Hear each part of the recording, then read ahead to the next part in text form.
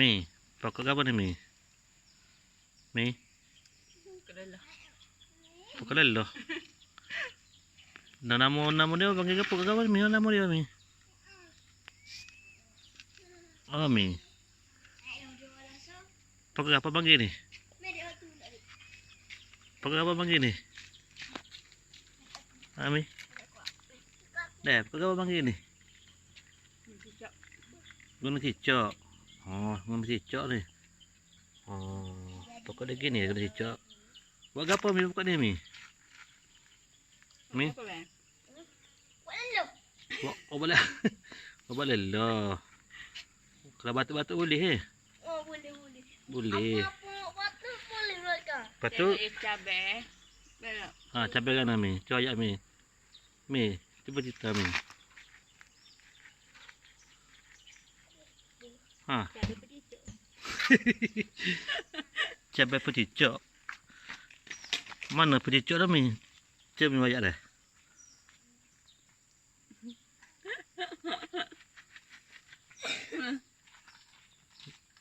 Pedicuk ni. Lepas tu bak leluh tu, bak kan Mi? Oh, bak gini. Mi. Deh. Oh, bak kena ambil kabak. Mi, cara kan Mi nak guna Mi. Oh, duk galik, duk pakai, duk pakai. Alah, aku pakai buah paruh dah.